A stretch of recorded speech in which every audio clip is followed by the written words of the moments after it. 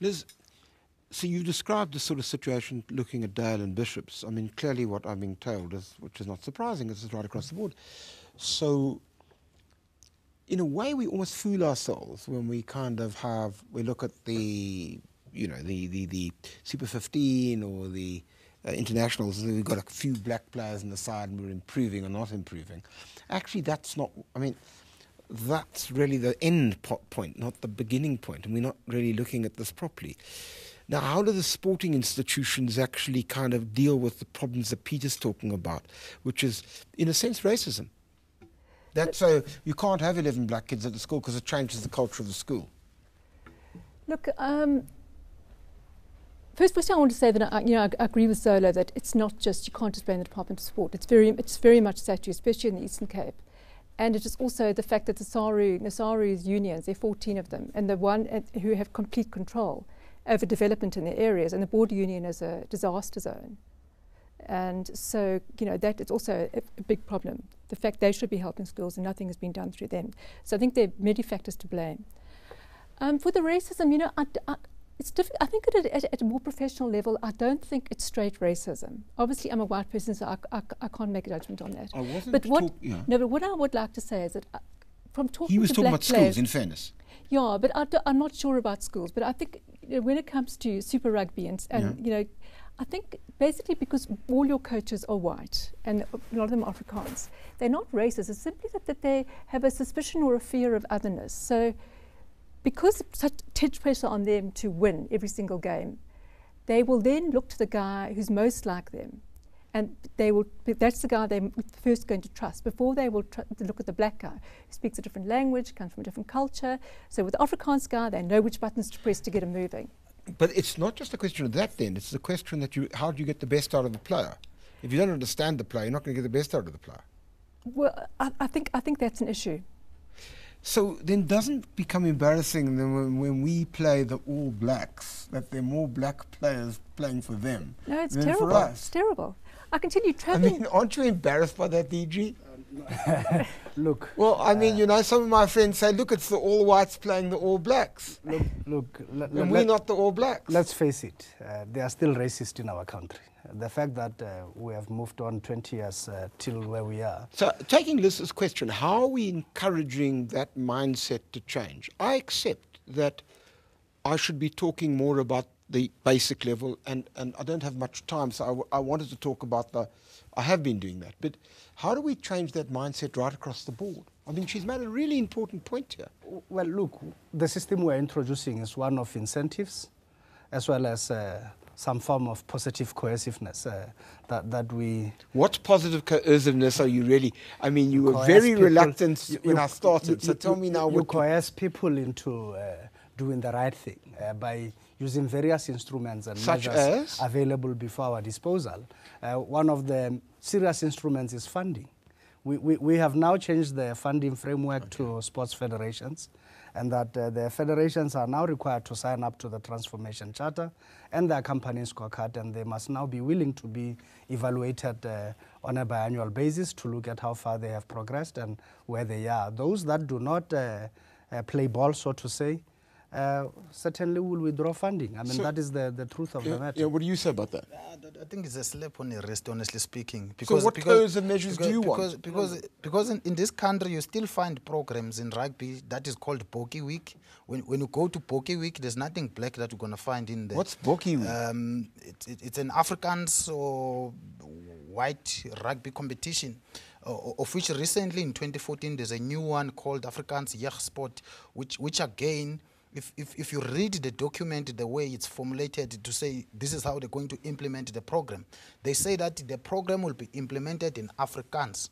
If other races wants to come and join, they can come and join, but only if they will be taught or be coached in Afrikaans. So I support what the coach have said, and we're really not sure in terms of supporting maybe to say that the funding model only because... quickly, I haven't got time, just respond to him quickly. Rather give me an opportunity to tell you the full array of measures, because it is not just funding. All right, what's the full arrangement? I've still got two people to... There's legislation in place. At the west end of the stick is deregistration of a sport federation as a sport body.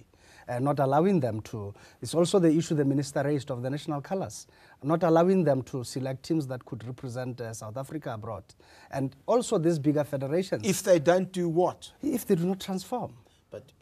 So now you're telling me that there are codes of measures. Yes, I've said so, that they are and how will you judge those? How will you judge those? By the multidimensional scorecard. I've been trying to explain this to you. All right. Okay. Well, Peter, can I ask you the point that I'm particularly interested in what Liz McGregor had to say about coaches and bringing the best out of players and so on and so forth. I mean, I don't want to racialise the situation, but you were the first black coach that the South African rugby team ever had. Now, how do you respond to her? How, in your experience? Yeah, I agree with Liz again. Since 3 years now, all the black coaches that were at Saru were being sacked. There's not one left. From ladies coaches right through to Sevens, Springbok coach, all the black coaches, they got rid of them and they've been replaced by white coaches. From the 15 unions, we've got 14 of them who are white coaches. If you look at what Saru has appointed with the technical team, they've got, 5, 6 or 7 technical appointments and all of them are white.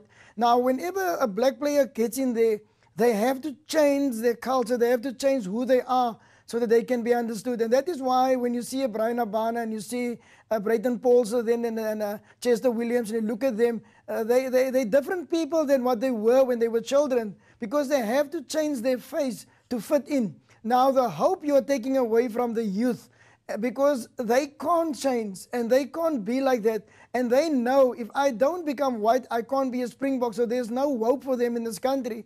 And mostly then the guys will support the All Blacks, or they run away from their own country, and because there's no hope for them. So the guys who are putting the quotas in at Saru, they are doing in their offices, they're doing the opposite. And they expect people to believe that they're sincere in it. And that's why we have this debate tonight, because you're sincere, most other people are sincere, but the people who are in place, they're not sincere. If you look at what happened for now, since the guys who are in charge now of Saru, since they were were brought into their positions, how many changes there were from black to white, then I agree that we went backwards. Okay, so let me ask you this by way of conclusion.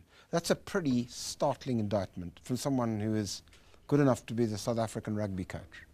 Yeah, look, I think the I'd be very worried, by what he's having to say, and you've essentially prompted this.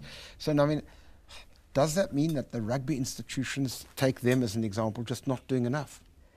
Look, I still think you've got to have a groundswell of a lot of black coaches and a lot of black administrators and a lot of black players coming through. And that to me is the answer. Well, we've got to have the best we can, doesn't matter about race. No, you can't. In this country, you can't. The backlog of deprivation and unskilled and poverty is just much too large. It's got to be an incredibly calculated, clever, well-funded effort.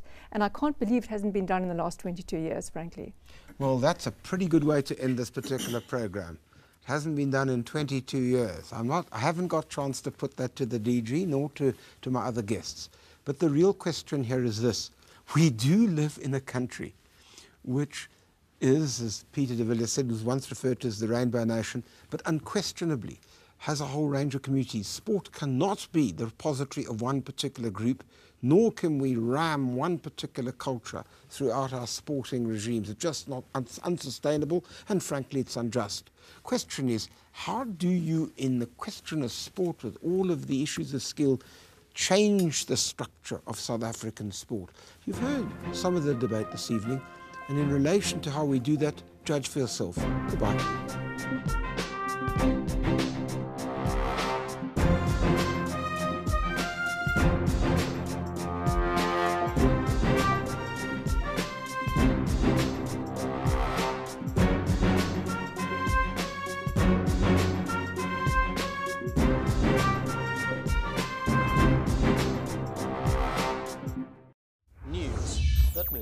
ENCA.com.